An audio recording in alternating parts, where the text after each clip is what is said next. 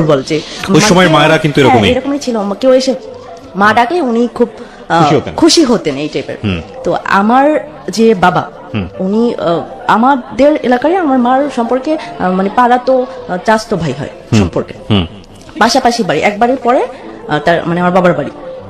তো হচ্ছে আমার যে দাদু মানে আমার দাদু ছিল, উনি অনেক ছোটবেলায় মারা গেছে। তো আমার বাবার মা ছিল না, আমার নানুকে মা ডাকতো, এসে মা ডাকতো। তো আমার নানু ছেলের মতো দেখতো করতো, নানুর বাসায় থাকতো, খেতো সবকিছু, মানে আমি যেটা শুনেছি বড় হওয়ার পরে।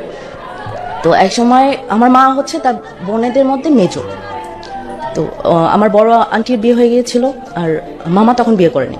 তো আমার নানু সিদ্ধান্ত নিয়েছিল যে মানে আমার বাবা যে ওনার সাথে আমার মাকে বিয়ে দিয়ে দেবে। কিন্তু আমার মার তখন বয়স ছিল 12 বছর। আচ্ছা, খুব কম বয়সী ছিল, 7-এ পড়তো তখন। মানে তাকেও ফ্যামিলি থেকে আর কি ওই জোর করেই দেওয়ার মতো ছিল।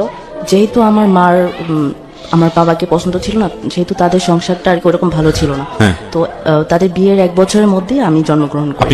আমি ফার্স্ট বেবি হই। আপনার মার 12 বছর বয়সে বিয়ে হয়। 12 বছর বয়সে আমি হই। তো তাদের ওইভাবেই সংসার চলে। আমার বাবা ছিল ডিস্ট্রিক্ট ড্রাইভার, যে কোনো একটা কোম্পানিতে ডিস্ট্রিক্ট ড্রাইভার ছিল। উনি 1 মাস 2 মাস পর আসতো। আচ্ছা। তো আমার বাবা সবসময় খুব সন্দেহবাদী লোক ছিল, মাকে খুব সন্দেহ করতো যে মারও অল্প বয়স ছিল, বাড়িতে একা থাকতো।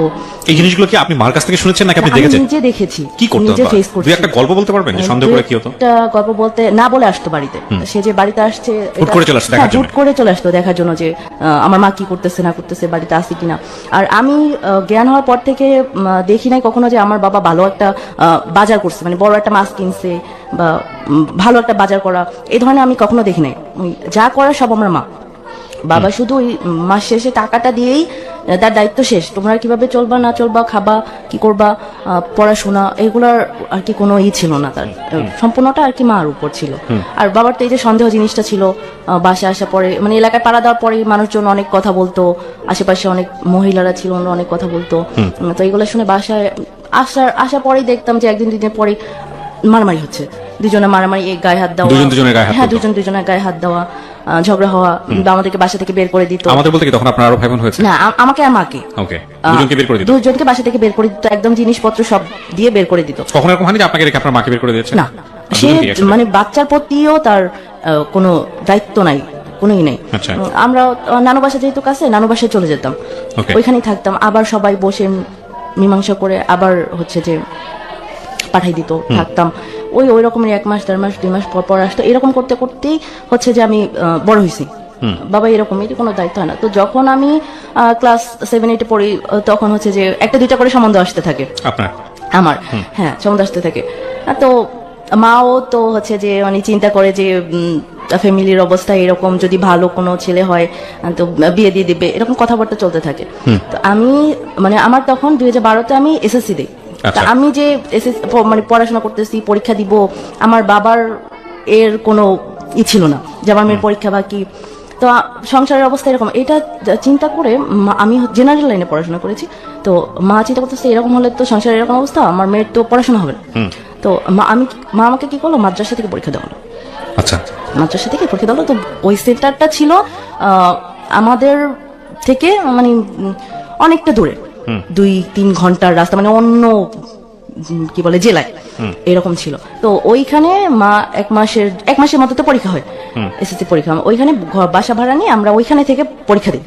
তো যে বাড়িতে থেকে পরীক্ষা দিই, ওই বাড়ির এক আত্মীয়র জন্য মেয়ে খুঁজতে ছিল বিয়ে দেওয়ার জন্য। তো আমি আবার ছোটবেলা থেকে খুব শান্তশিষ্ট, চঞ্চল। যে বাড়ি থেকে পরীক্ষা দেন বলতে আপনি বাড়ির সন্ধানটা পেলেন কিভাবে?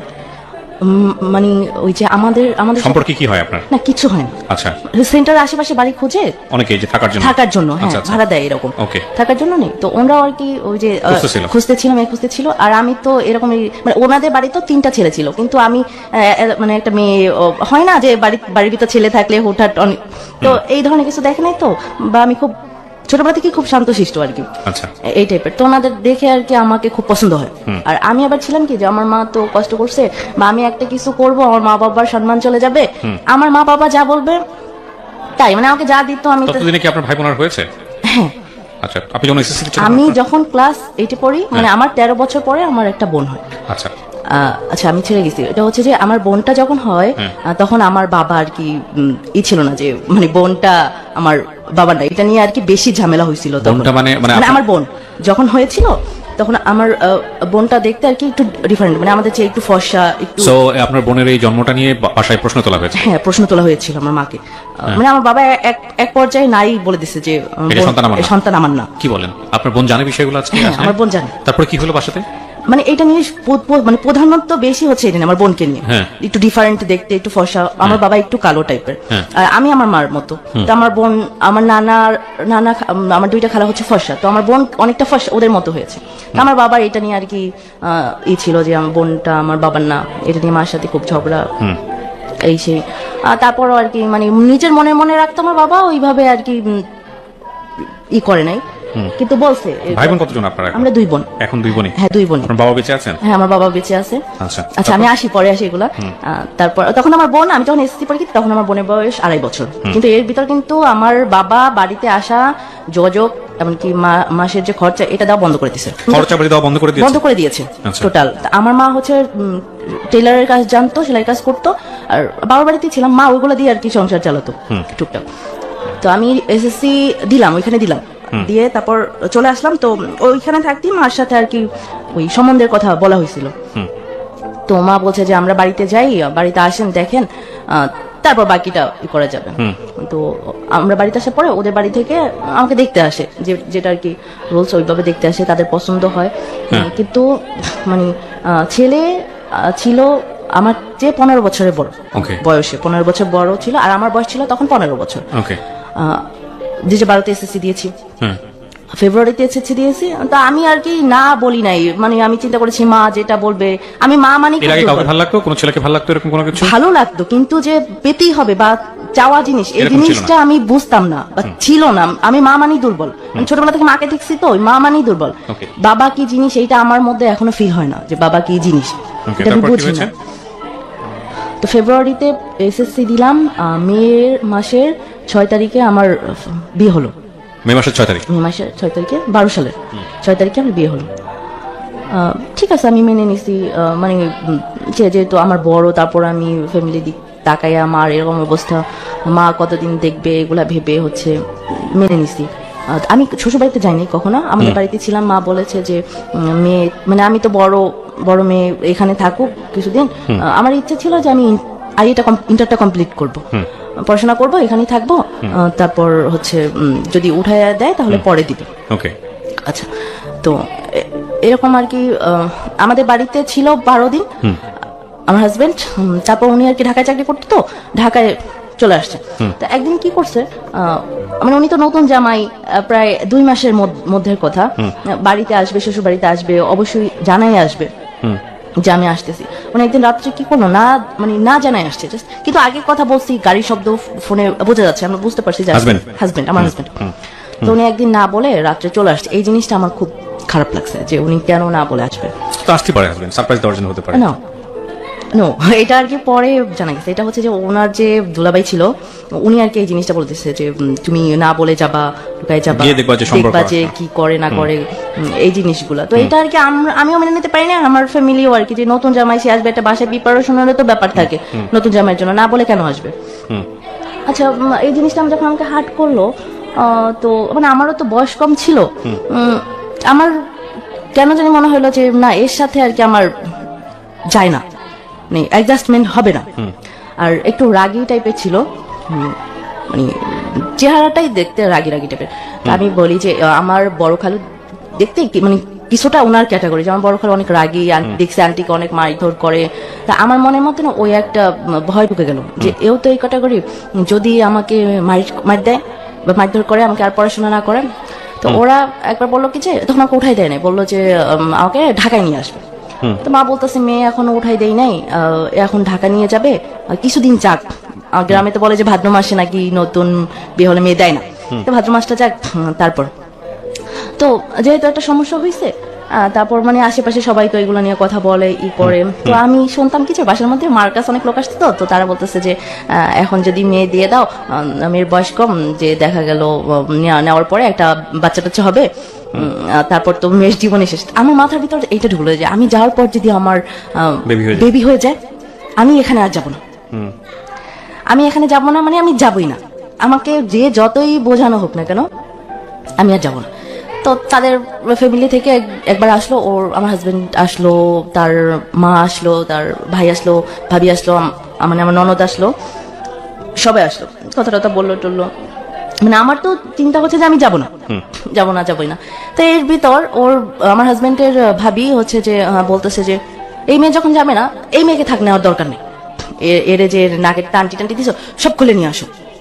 এইটা কতদিন পরে ঘটনাটা? এইটা 3 থেকে 4 মাসের মধ্যে।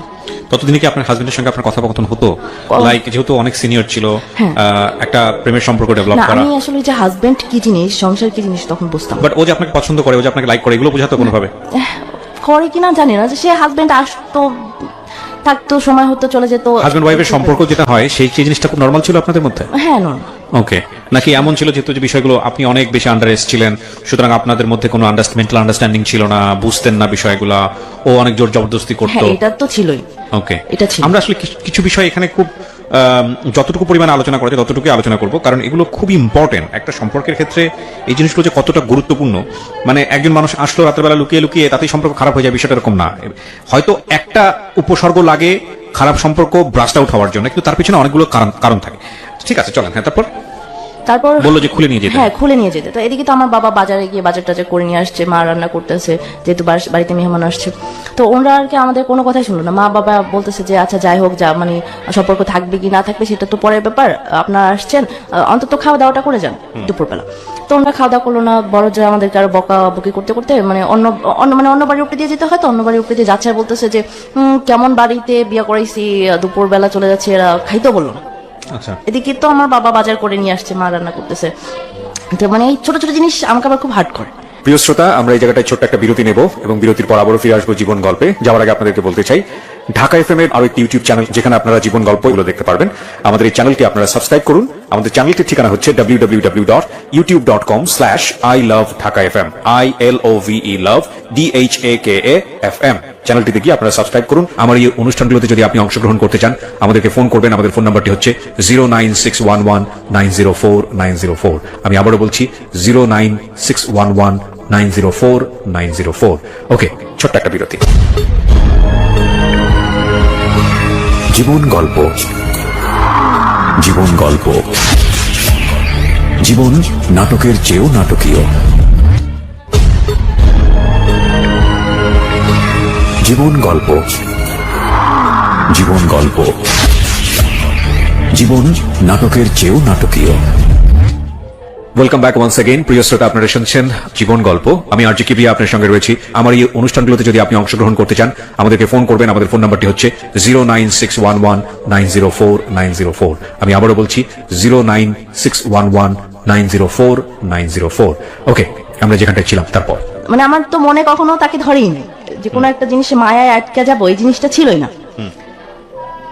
তো এরকম আরো 2 মাস কেটে গেল, 1-1.5 মাস কেটে গেল। তারাও কোনো হচ্ছে যে ডিসিশন দিচ্ছে না যে সম্পর্ক রাখবে কি রাখবে না। শুধু তারা এটাই বললো যে আপনারা যদি সম্পর্ক না রাখেন তাহলে আপনারা মানে ডিসমিস করে দেন, আমাদের ছেলেকে আবার বিয়ে করবো। 2-3 মাসের মধ্যে এরকম ঘটনা? হ্যাঁ, আমাদের ছেলেকে আবার বিয়ে করবো। কিন্তু আমরা বলে করতো ছেলেটা, উনি বাইং হাউসে জব করতো, মোটামুটি ভালো স্যালারি পেত। ভালো ছেলে। তো আমি তো তখন এত কিছু বুঝতাম না যে কোনটাকে কি বলে।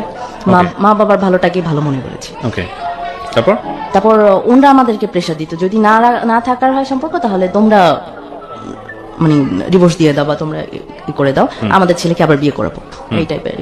তো এদিকে আবার মা বাবার সম্পর্ক তখন খুব খারাপ। বাবা তো একদম মানে ওই যে বাড়িতে আসা টাসাই একদম বন্ধ করে দিছে, সবকিছু একদম টোটাল বন্ধ। বাবা ওই যে ডিস্ট্রিক্ট ড্রাইভার ছিল, তো কারোর সঙ্গে সম্পর্ক আছে বন্ধুর বাসায় বা এরকম না? হ্যাঁ, আমার বাবা তার মধ্যে হচ্ছে যে নরসিংদীতে একবার বিয়ে করছে। কিন্তু আপনারা জানতেন না?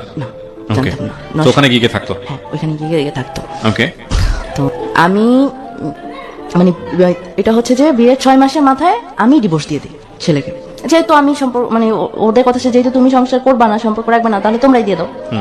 তো আমি আমার মা সম্মতি নিয়ে, মা ছিল, বাবা তো কোনো জিনিসই ছিল না বা থাকে নাই, থেকে আমি হচ্ছে যে ছেলের দুলাভাই ছিল, ডিভোর্স দিয়ে দিই। ওরা হচ্ছে যে মানে বিয়েতে যা দিছে একদম একটা মুসলিম বিয়েতে আর কি যা যা দেয় আর কি, একদম পায়ের জুতাটা পর্যন্ত ওরা খুলে নিয়ে চলে গেছে। আমার সবকিছু মানে আমার ছোট বোনকে যে ড্রেসটা দিছে ওইটাও নিয়ে গেছে, কোনো কিছুই আর কি রাখে নাই, আমরাও সব দিয়ে দিয়েছি। এরকম। তো মানে আমি যখন ডিভোর্সটা দেই, এর মধ্যে তো আমার বাবার সাথে কোনো যোগাযোগ নাই, কিন্তু আমরা বাবার বাড়িতে আছি। 2 মাসের মাথায় আমার মার ডিভোর্স লেটার আসে বাবার কাছ থেকে। বাবার কাছে। আপনি ডিভোর্স দেওয়ার 2 মাসের মাথায় আপনার আমার মায়ের ডিভোর্স লেটার ওকে আসে। তো এটা আসে আর কি অন্য নামে, মানে আমার নানা আমার মায়ের তখনকার বিয়ের সময় তো মেয়েদেরকে উপস্থিত রাখতো না মনে হয় তেমন একটা, আমি জানি না কি লেখা হইতো না লেখা হইতো। তো ওইখানে অন্য নাম দেওয়া ছিল, আমার নানা একটা নাম দিয়েছিল, আমার যেটা নাম ওইটা না অন্য একটা। তো ওই নামে একটা চিঠি আসছে, ডাকপেন চিঠি নিয়ে আসছে। মা তো বুঝতে পারে, মা হচ্ছে যে রিসিভ করছে, ডাকপেনের কাছ থেকে রিসিভ করছে। এটা রিসিভ করার পরে তো হচ্ছে যে দেখতেছে যে এটা ডিভোর্স লেটার। তো তারপর মা এটা আর কি কোন কাজে অফিস থেকে করা হয়েছে, কে কে ছিল, এগুলো আর কি খোঁজ খবর নিছে। নেওয়ার পর হচ্ছে আমার বাবা আমাদের যে কমিশনার ছিল ওই এলাকার কমিশনারের কাছে এটা নিয়ে বিচার দিয়েছে। আপনার বাবা? আমার বাবা। কি হিসেবে বিচার দিয়েছে? ডিভোর্স তো উনি দিল? হ্যাঁ, ডিভোর্স উনি দিয়েছে। এখনো যে আমার মা ওই বাসায় আছে। ও আচ্ছা আচ্ছা, এটার জন্য। আর আমার বাবা মানে ওই বিচারের তারপর তো মীমাংসা মানে যে সালিশে বসা হয়েছে, কথা বলা হয়েছে, কিন্তু তখনও আমার বোনের বয়স 3 বছর এরকম। একটা বারো আমার বাবা বললো না যে তুমি চলে যাও, আমার সন্তান 2টাকে রেখে যাও, বা এদের ভবিষ্যৎ কি হবে, এটা সে কখনোই বলে না, এখনো না। তো মীমাংসা হলে আমার মার কাবিন ছিল 50,000। তো মানে আমাদের মধ্যে তো আছে 3 মাসের খাবার পড়া, আর মানে আমার ছোট বোন ছোট, এই হিসাবে আমার মাকে 1 লাখ টাকা দিয়ে মানে এটা হচ্ছে যে মীমাংসা করা হয়েছে। আমার তারপর আমার মাকে মানে ঘরের জিনিসপত্র যা ছিল, তারপর আমরা 2 বোন আমাদেরকে নিয়ে মাকে ঘর থেকে বের করেছে। আপনার বাবা? আমার বাবার সাথে লোকজন ছিল। তখন কি আপনারা জানতেন যে উনি আরেকটা বিয়ে করেছে? হ্যাঁ, এর মধ্যে জানতাম, কিন্তু মা ওই বিষয় নিয়ে কোনো কিছু বললে মাকে খুব মার দিত, খুব মারতো। তারপর কি হলো? তারপর তো আমি আমার মাকে নিয়ে এখন তো আমিও ডিভোর্স, আমার মাও ডিভোর্স। আমার মা আর আমার ছোট বোনকে নিয়ে আমি আমাদের এলাকায় একটা বাসা ভাড়া নিয়ে থাকতে শুরু করলাম। তো মাকে যে টাকা দেওয়া হয়েছিল ওই টাকা দিয়ে আর কি সংসারটা চলতেছিল। তো এইভাবে কতদিন চলত। তো এইটা চিন্তা করে তখন আমি মানে এলাকার তথ্য কেন্দ্র বলে কিছু, মানে আমি কম্পিউটারের কাজ জানতাম, তো রেজাল্ট বের করা বা কিছু, হ্যাঁ, এইগুলার একটা 2500 টাকার একটা চাকরি নিলাম। আচ্ছা, 2013 সালে। ওকে, 2500 টাকা চাকরি নিলাম, 17 মাস করলাম। মানে মাকে 2000 টাকা দিতাম আর 500 টাকা নিজের খরচা রাখতাম। কিন্তু কখনো কমেন্টস করি নাই যে মানে আমি এইটা খাবো বা ওইটা খাবো। আমি এমনও দেখেছি যে ঘরে বাজার নাই, আমার মা অন্যের বাগান থেকে তরকারি চুরি করে নিয়ে আসছে, নিয়ে এসে রান্না করছে। আমার বাবা যখন টাকা দেয় নাই সংসারে, আমার মা কচু টোকায় নিয়ে এসে রান্না করছে, খুব মজা লাগছে। এখন বুঝতেছি যে আসলে ওইটা কি ছিল বা কেন, ওগুলো খুব মজা লাগছে। আমি এত চাপা স্বভাব, আমি কখনো বলি না যে মা আমার এই জিনিসটা খাইতে ইচ্ছা করে বা আমার এই ভালো একটা জামা লাগবে। বাচ্চারা বুঝে যায় আসলে সিচুয়েশনালি। হ্যাঁ, এটা আমি কখনো বলি না। আবার আমার এমন দিন গেছে যে আমি কি বলে যে একটা 3 পিসের কাপড় দিয়ে 3টা জামা বানাইছি আর একটা সেলোয়ার বানিয়ে 3টা পরছি আর কি। এমন দিন গেছে যে আমার শুধু একটাই ড্রেস ছিল, এইটা দিয়ে আমি সব জায়গায় কভার করছি এরকম। তো অনেক ইন্টারভিউ দিতাম, তখন তো আমার রেজাল্ট বের হয়ে গেছে, এসএসসি রেজাল্ট বের হয়ে গেছে, এ গ্রেড ছিল। তো এখন মানে চাকরিতে তো লোক লাগে, লোক ছাড়া তো আসলে হয় না। তো হলো না, তো এখন কি করব, মানে মাকে বোনকে সবাইকে নিয়ে ঢাকায় চলে আসলাম আশুলিয়াতে। কি প্ল্যান করে আসলেন? আমি গার্মেন্টস করবো। মানে আপনি তখন কি পড়াশোনা ছেড়ে দিয়েছেন? হ্যাঁ, পড়াশোনা আমি ছেড়ে দিয়েছি। আমার বোন তখন কি করে? আমার বোন তো তখন 3.5 বছর বয়স। এত ছোট? হ্যাঁ, আমার মা মানে আমার মায়ের আমি 13 বছরের ছোট, আমার বোন আবার আমার 13 বছরের ছোট। ওকে, সো আপনার বাবার সঙ্গে আপনার মায়ের যখন ডিভোর্স হয় তখন আপনার বোনের বয়স কত? তখন ওর বয়স 3 বছর। 3 বছর। ওকে, তো আপনি ঢাকায় আসলেন, তারপর? মাকে নিয়ে বোনকে নিয়ে আমি আশুলিয়াতে আসলাম, ঢাকায় আসলাম। আসার পরে আমার তো বোন ছোট, মা কিছু করতে পারবে না। আমি গার্মেন্টসে ঢুকলাম। ঢোকার পরে 2-3 মাস করলাম। তো আমার মা ঢাকায় অ্যাডজাস্ট করতে পারলো না, মানে নানাবিধ টেনশন, আমি বড় মেয়ে, কিভাবে কি চলবে। দেখতে শুনতে ভালো, হ্যাঁ, সো এগুলো তো একটা বড় প্রবলেম গার্মেন্টসের ক্ষেত্রে। আমার মাও অনেক ইয়ং এখনো।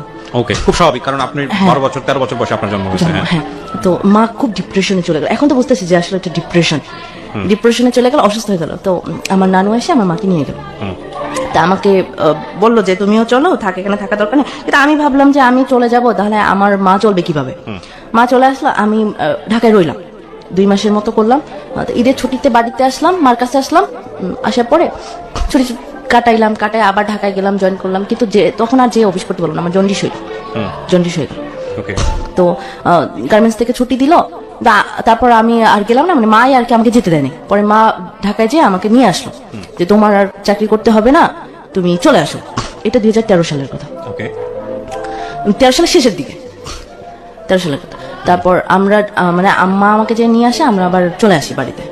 তো তখনও আর কি আমি কিছু করি না, ওই যে কয় মাস চাকরি করেছি ওই কিছু টাকা ছিল ওইগুলা দিয়ে, তারপর এদিকে মা হচ্ছে ওই মা যে টাকাগুলো পেয়েছে এগুলো বিভিন্ন ব্যবসা খাটে, ওইগুলা দিয়ে আর কি মা চলতেছে, আর টুকটাক টেলারের কাজ করে। এরকম করতে করতে আপনার 14 সালেরও 4-5 মাস চলে যায়। তো একদিন বিকেলে আমি আমার ছোট বোনকে নিয়ে আমাদের আর কি শহরে একটু ঘুরতে বেরোইছি। তো তখন একটা ছেলের সাথে পরিচয় বলবো না, মানে ছেলেটা দাঁড়িয়ে ছিল, আমার বোন ছোট ছিল তো, ওর সাথে কথা টথা বলতেছিল। তো এক সময় আর কি আমার সাথে কথা বললো, কিন্তু আমার মধ্যে না ওই প্রেম ভালোবাসা বা কারোর সাথে সম্পর্ক করব এই জিনিসটা আর ছিল না। আমার বাঁচতে হবে, আমার ফ্যামিলিকে, মা বোনকে সেভ করতে হবে। আর এদিকে তো গ্রামের মানুষ অনেক খারাপ, মানে নানান কথা বলে, যেহেতু মাও ডিভোর্স, মেয়ে ডিভোর্সি, দুইজন ইয়ং বয়সী, অনেক কথা বলে। তো তার মধ্যে না খুব মনে হতো যে মার উপরে এত প্রেশার যায়, এত কথা শুনতে হয়। ভালো মন্দ খুঁজতাম না, ভাবতাম যে যদি কেউ মানে আমি যদি চলে যাইতে পারতাম কারোর সাথে, তাহলে আমার মার উপরে থেকে বোঝা কমতো, যে সে রিক্সাল হোক আর ভ্যানালা হোক। আমি মানে নানু মামাদেরকে সাথে সাথে বলতাম যে সম্বন্ধ দেখো, মানে আমার মার উপরে থেকে চাপ কমুক, মানুষের কথা থেকে বাঁচুক, এই জিনিসটা আর কি। তো ওই ছেলেটার সাথে যখন দেখা হয় তখন ছিল আপনার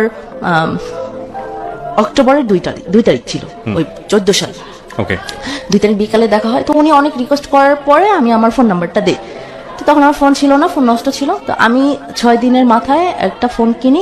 ফোন কেনার পরে যখন আমি আমার সিমটা ওপেন করি, তো দেখলাম যে তখন ওই ছেলেটা আমাকে মানে ফার্স্ট একটা মেসেজ দিছে। ওইটা আমাকে খুব খুব ভালো লাগছে, ওই মেসেজটা, যে আমি তোমাকে 200 বার কল দিয়েছি, তোমাকে পাইনি। এই জিনিসটা আমার খুবই ভালো লাগছে, ঠিক আছে। কিন্তু ওই যে রিলেশন এই ধরনের কোনো চিন্তা ছিল না। তো ওনার সাথে আমি একদিন কথা বললাম, বলার পর উনি আমাকে বললো কি যে উনি মানে চাকরি করতো, তো বললো যে তোমাকে আমি কিছু কথা বলবো, কিছু কথা আছে, আমি তোমাকে কিছু কথা বলবো রাত্রে।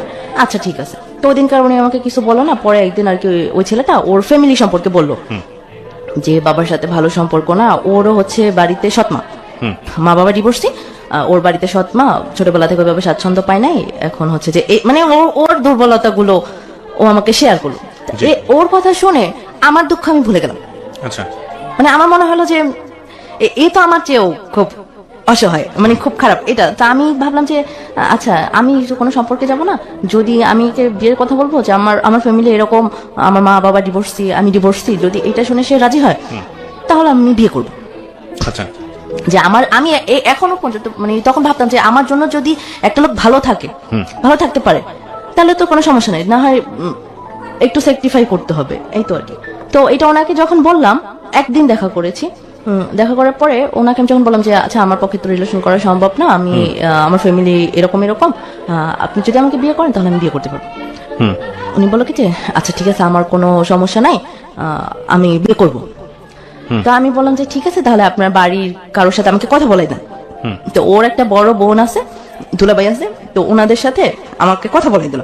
তা আমার কিন্তু তখন ওই জিনিসগুলো সেন্সে নাই যে অন্য দেশের একটা লোক মানে কেমন না কেমন, মানে ফ্যামিলি কেমন বা এই লোকটা কেমন, এই জিনিসটা আর কি ফিল হয় না। ফিল হয়েছে শুধু যে মার ঘাট থেকে বোঝা নামাতে হবে। তো ওর বোন দুলাভাইয়ের সাথে কথা বললাম, ওনারা খুব নর্মাল ভাবে আমার সাথে কথা বললো। আচ্ছা, হ্যাঁ করতে পারো, সমস্যা নাই, আমরা আছি, বিয়ে করতে পারো। আচ্ছা ঠিক আছে। তো এইদিকে তো টেনশন, আমি মাকে বলতেছি মা কি করবো, বিয়ে করবো কিনা। মা বলতেছে তোমার জীবন, তুমি যেটা ভালো মনে করো ওইটাই করো। আচ্ছা ঠিক আছে, একবার তো এরকম হয়েছে, আরেকবার দেখি জীবনে কি আছে, দেখি আরেকবার।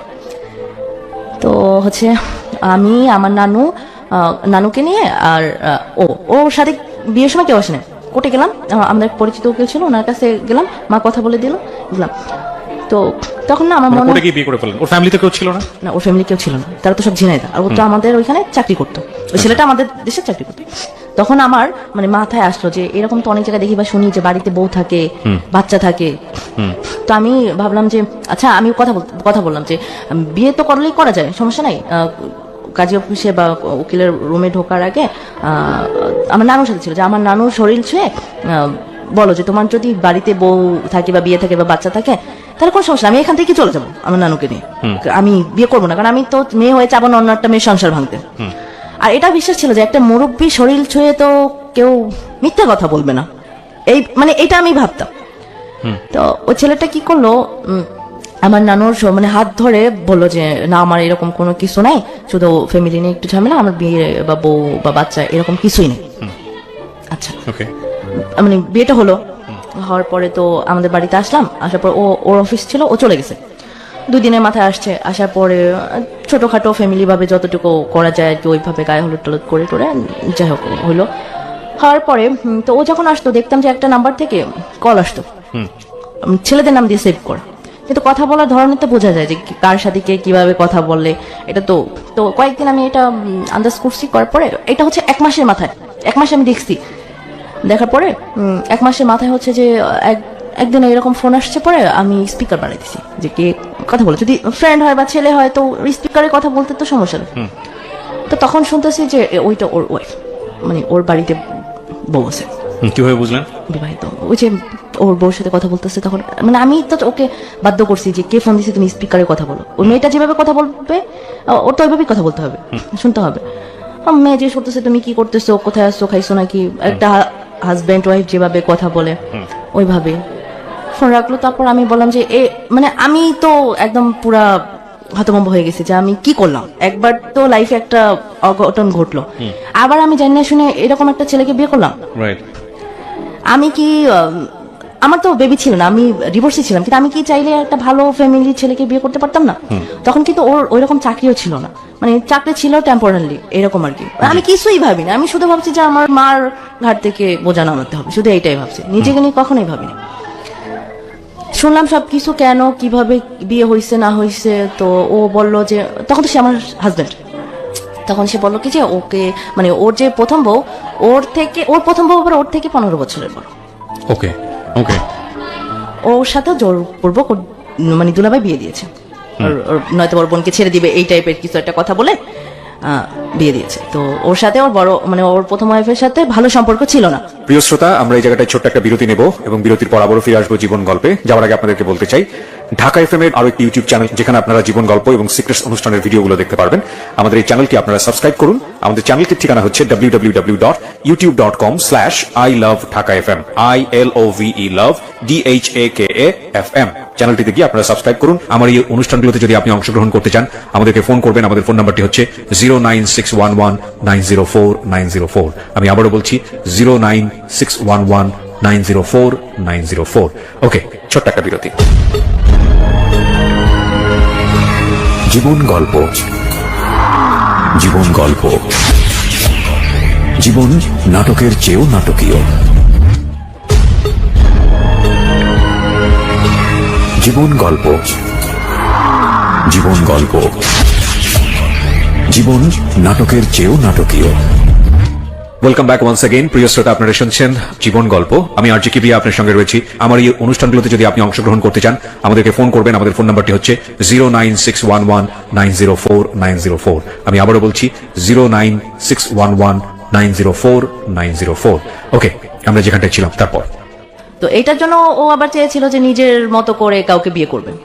তো আমার কথা ছিল যে তুমি আমাকে সব শেয়ার করতাম, আমি যদি ভালো মনে করতাম তাহলে আমি তোমার সাথে সম্পর্ক করতাম, না হয় আমি সরে আসতাম, কিন্তু ছলনার আশ্রয় নেওয়ার তো কোনো দরকার ছিল না। তো আবার ভাবলাম মার এই অবস্থা, আমার প্রথমে একটা অঘটন ঘটলো, এখন যদি এলাকার মধ্যে দ্বিতীয়বার আমার একটা অঘটন ঘটাই, লোকজন কি বলবে। মেনে নিলাম। মেনে নেওয়ার পরে এখন মনে করেন যে আমার বিয়ে মানে ওর সাথে বিয়ে হওয়ার 2 মাস পরে ওই চাকরিটা ছেড়ে দিল। এখন মার তো ওই অবস্থা, আমি তো মার ঘাড়ের উপরে স্বামী নিয়ে থাকতে পারি না। আমার বড় আন্টি থাকতো গাজীপুরে,